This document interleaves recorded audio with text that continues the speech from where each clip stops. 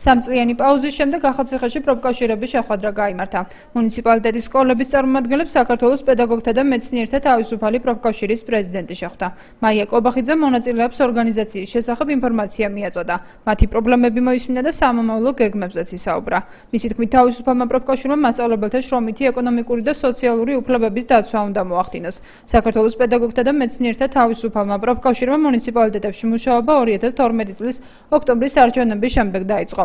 მაია კობახიძის განმარტებით, პედაგოგთათვის კვალიფიკაციის სასამაღლებლად საგნობრივ და პროფესიულ უნარჩვევებში გადამზადება მიმდინარეობს. მისი თქმით, თუ პედაგოგთა უფლებების დაცვა არ მოხდება და მათი ეკონომიკური მდგომარეობა არ გაუმჯობესდება, მაშინ ისინი ვერ მოახერხებენ ხარისხიანად ასწავლონ მოსწავლეებს.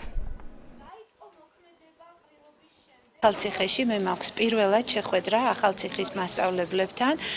ჩვენ მათ გავაცნობთ ჩვენ საქმიანობას, ჩვენ სამომავლო გეგმებს, ასევე პედაგოგებისგან მოვისმენთ რა პრობლემებს ხედავენ ისინი თავიანთი საქმიანობის ეფექტურად განხორციელებისათვის და რაც უმნიშვნელოვანესი არის, კარგად უნდა გაათვითცნობიერონ პედაგოგებმა პროფკავშირის როლი და მნიშვნელობა მათ საქმიანობაში.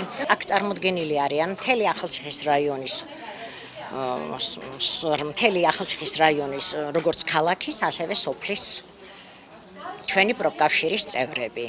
აგრეთვე მოწვეული ყავს სკოლის დირექტორები, რომლებსაც აინტერესებთ ჩვენი მუშაობა, ჩვენი მომავალი გეგმები, ვინაიდან ისინი უშუალოდ ჩვენი პარტნიორები არიან და საწევროების გადარიცხვა ხდება მათთან დადებული ხელშეკრულების საშუალებით.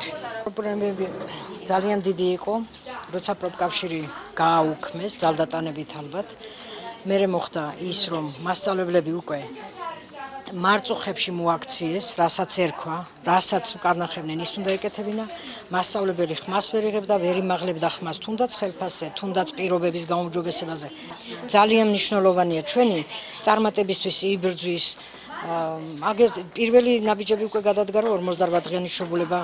ახლა ალბათ ხელფასზეც იბრძოლებს შედარებით.